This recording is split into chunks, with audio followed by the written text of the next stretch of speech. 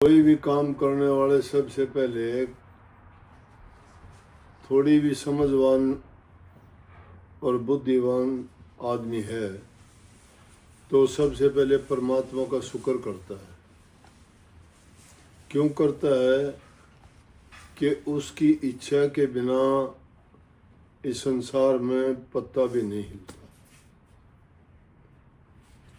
चलता उसी के इशारे पे है, उसी के कानून हैं, उसी के नियम हैं, वो पक्के हैं, अटल हैं।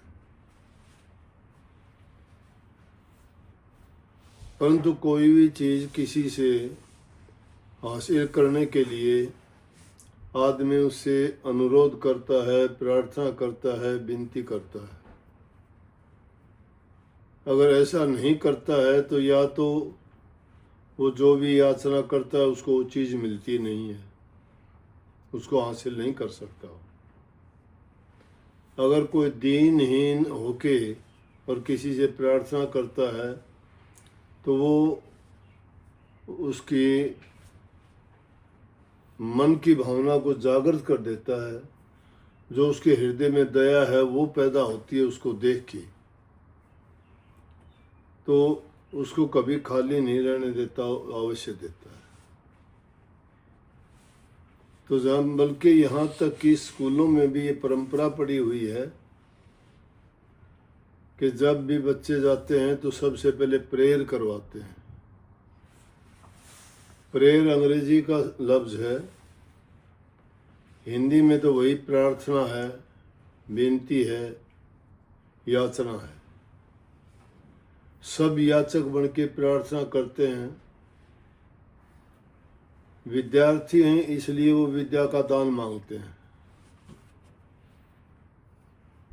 उन्होंने विनती और प्रार्थना में शब्द भी ऐसे जोड़े हुए हैं कि प्रभु हम पर कृपा करना, हमें नेक इंसान बनाना, हमें सद्बुद्धि देना, हमें मातृ पितृ भगत बनाना, समाज सेवी बनाना, बुराइयों से बचाना और विद्या का दान दे के हमें नेक, अच्छे, विद्वान और गुणवान इंसान बनाना, ये प्रार्थना करते हैं। और जो सच्चे मन से, तो उस टाइम में देखा होगा कि सब के सब दोनों हाथ जोड़ते हैं, आंखें बंद करते हैं। आंखें बंद करने का मतलब ये नहीं कि वो कुछ देखे ना, आंखें बंद करने का मतलब है अपने पूरे मन की सब भावनाओं के भरपूर रूप से मन की वृत्तियों को एकाग्र करके उस सर्वशक्तिमान परमात्मा के चरणों में विनती करते हुए अपने आप को समर्पित करता है। और जिसमें समर्पण भाव आ जाता है तो उसको ये दुनियादारी की चीज़ें परेशान नहीं करती, क्योंकि वो अपना, जिसको अपना मानता है। दर्द, पीड़ा, खुशी, दुख कब होती है? जब हम अपना मानते हैं। देखते नहीं कि अपने आदमी को, अपने बच्चे को, अपने वस्तु को थोड़ा सा भी नुकसान होता है तो हमें कितनी पीड़ा होती है।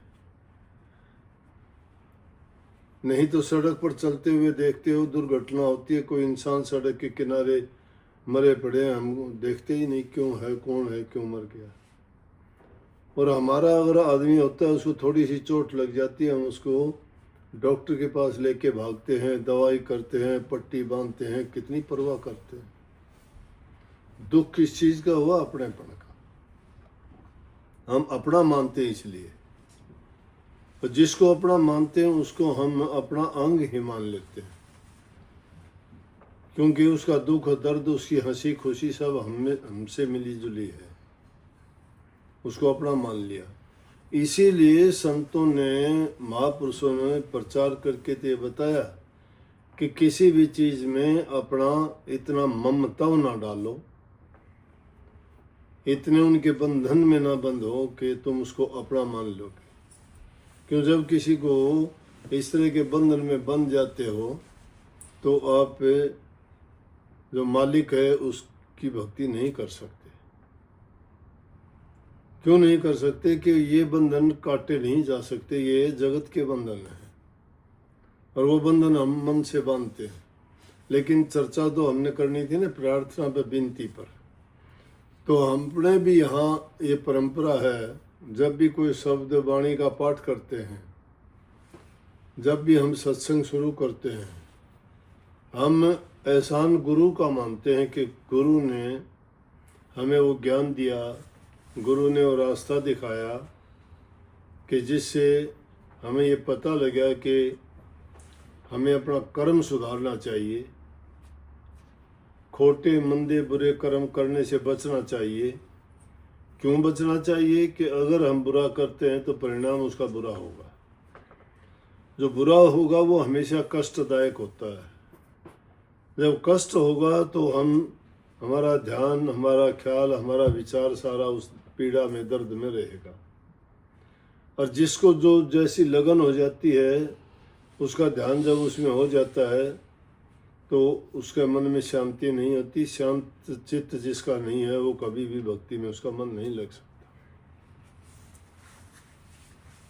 तो हम भी जब प्रार्थना करते हैं, एहसान गुरु का मानते हैं, तो गुरु को क्या कहते हैं? हाथ जोड़ करूं विनती। हाथ जोड़ने का मतलब क्या है? हाथ जोड़ने का मतलब होता है अपना आप का समर्पण कर देना।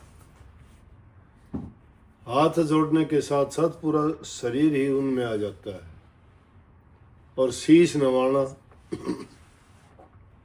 शीश नवाना अहंकार को त्याग देना है कि मैं अपने आप को तन से, मन से, धन से आपको समर्पित हूँ। इस लाइन का मतलब है रोजाना सब गाते हैं, सब कहते हैं, लेकिन मतलब बड़ा गहरा है इसका। वो कहते हैं कि मैं आपके समर्पित हूँ, हाथ जोड़ के आपसे प्रार्थना करता हूँ और चरणों में शीश नवाता हूँ। चरणों में शीश नवाने का मतलब क्या होता है? अहंकार को त्याग देना, अपने आप को कुछ नहीं मानना। जो अपने आप को नीचे से नीचा मानता है वो कहता है मैं आपके चरणों की धूल हूँ। क्योंकि अपने शरीर में नीचे से नीचा अंग पैर है। हमारे समाज को तो अगर देखोगे, हमारे पूर्वज बहुत बुद्धिमान थे।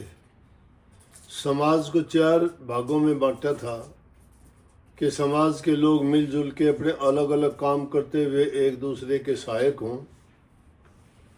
जो एक काम कर सकता है वो दूसरा अगर नहीं कर सकता तो वो उसका काम कर दे, वो उसका कर दे।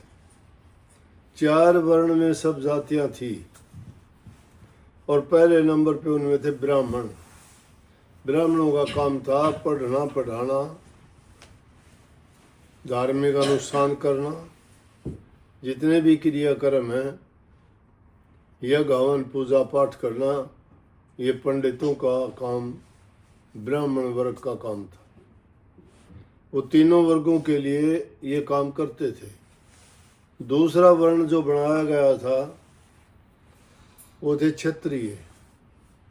क्षत्रियों का काम ये था कि समाज के तीनों भागों कर खुद भी चारों की रक्षा करने का काम, कि कोई भी किसी प्रकार की आपत्ति उन पर आती है तो क्षत्रिय उनका भी बचाव करेंगे, रक्षा करेंगे, उनकी शक्ति होगी वो। तीसरा नंबर था वैश्य का।